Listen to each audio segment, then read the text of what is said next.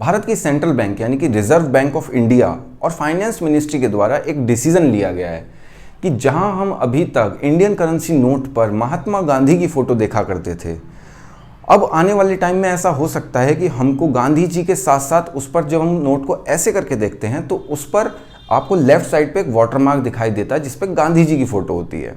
तो उस पर अब आने वाले टाइम में अब आपको रविंद्रनाथ टैगोर और एपीजे अब्दुल कलाम की वाटरमार्क की फ़ोटो मिलेगी। तो आखिरकार ऐसा किया क्यों गया? क्योंकि देखो, जब भी कभी नोट प्रिंट किए जाते हैं तो उसकी सिक्योरिटी रीजन सबसे बड़ी चीज़ होती है कि उसको चेक किया जाए कि नोट असली है या नकली है। तो उसके बहुत सारे मायने होते हैं, उसका सीरियल नंबर, उसका वाटरमार्क, उस पर गवर्नर के साइन या उस पर अशोक पिलर या उसके बैकग्राउंड में लगी हुई फ़ोटो। तो ये बहुत सारे तरीके होते हैं जिससे हम चेक कर पाते हैं कि आखिरकार नोट असली है या नकली है। तो इसी रीजंस को देखते हुए इंडिया की जो फाइनेंस मिनिस्ट्री है और रिजर्व बैंक ऑफ इंडिया ने 2 सेट दिल्ली के एक एमिरेट प्रोफेसर है उनको भेजे हैं और उनसे कहा है कि इसको आप चेक करिए कि क्या ये चीज़ हम इंडिया में इंट्रोड्यूस कर सकते हैं।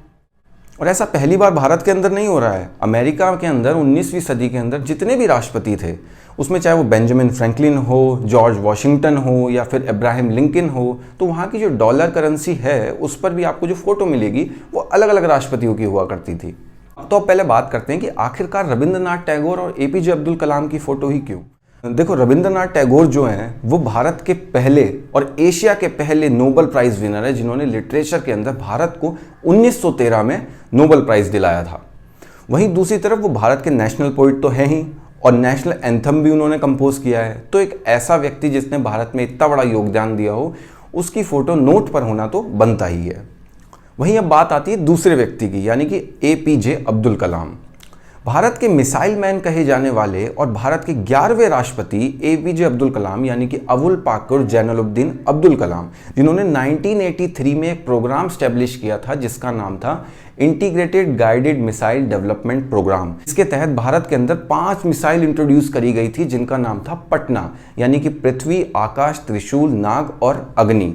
इन 5 मिसाइल्स ने भारत के डिफेंस को इतना मजबूत किया है कि इसका योगदान भारत कभी नहीं भूल सकता। तो यही रीज़न है कि जिसकी वजह से अब्दुल कलाम और रविंद्रनाथ टैगोर, 2 बड़े ग्रेट लीडर्स की फ़ोटो अब हमको वाटरमार्क के तौर पर इंडियन करेंसी पर देखने को मिल सकती है। तो अब जब इंडियन करेंसी के बारे में बात हो ही गई है तो अब हम जरा आरबीआई का इतिहास भी जान लेते हैं।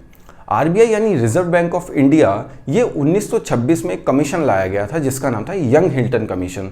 तो इसकी सिफारिशों पे ये बैंक बनाई गई थी, जो कि 1934 में इसका एक्ट लिखा गया था और उसके बाद 1935 में ये बैंक बनाई गई थी, जो कि पहले इसका हेडक्वार्टर कोलकाता के अंदर हुआ करता था और उसके बाद जब भारत आज़ाद हुआ इसका हेडक्वार्टर बनाया गया मुंबई के अंदर। और अभी जो इसके रिसेंट गवर्नर हैं उनका नाम है शक्तिकांत दास।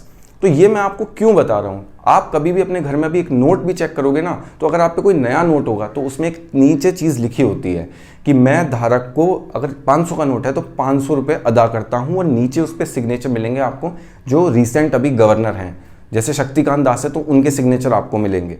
अब एक नेक्स्ट इंटरेस्टिंग बात पर चलते हैं कि आखिरकार इंडिया के अंदर नोट कहाँ प्रिंट होते हैं। तो इंडिया के अंदर नोट और कॉइन्स, ये 2 अलग अलग चीज़ें हैं। तो अगर नोट प्रिंट करने की बात करूं तो नोट इंडिया में 4 जगह प्रिंट होते हैं सिर्फ, जिसमें कि मैसूर, नासिक, सैलबोनी और देवास। ये 4 जगह भारत के अलग अलग हिस्सों में हैं जहां से पूरे इंडिया के अंदर नोट्स को सर्कुलेट किया जाता है। तो आखिरकार कोई तो होगा जो इस कॉर्पोरेशन की जिम्मेदारी लेता होगा। ये फाइनेंस मिनिस्ट्री के अंदर ही एक कॉर्पोरेशन है जो इसकी जिम्मेदारी लेती है, जिसका नाम है SPMCIL, यानी कि security printing and minting corporation of India. यानी कि पूरे भारत के अंदर जितने भी नोट और कॉइन्स प्रिंट किए जाते हैं इन सब की जिम्मेदारी ये कॉर्पोरेशन लेती है। और इसको रन कौन सी मिनिस्ट्री करती है? Finance ministry. इसी के साथ आखिरी बात हम कर लेते हैं कि जो गांधी जी की फ़ोटो हम लोग करेंसी पे देखते हैं वो फ़ोटो कब ली गई थी? तो ये फ़ोटो ली गई थी हमारी 1946 के अंदर। 1946 में इंग्लैंड के अंदर नई सरकार बनी थी। उसके बाद जब भारत पाकिस्तान अलग अलग होने की बात हो रही थी तो अंग्रेज़ों के द्वारा 3 लोग भेजे गए थे जिनका नाम रखा गया था कैबिनेट मिशन प्लान। तो इसके तहत जो ये 3 लोग भेजे गए, इसमें से एक व्यक्ति था सर पैथिक लॉरेंस। तो जो सर पैथिक लॉरेंस थे ये गांधी जी से काफ़ी प्रभावित थे, तो इसीलिए उस वक्त उनके साथ ये फ़ोटो उन्होंने ली और यही फ़ोटो आज तक भी हमको गांधी जी की इंडियन करेंसी नोट पर दिखाई देती है।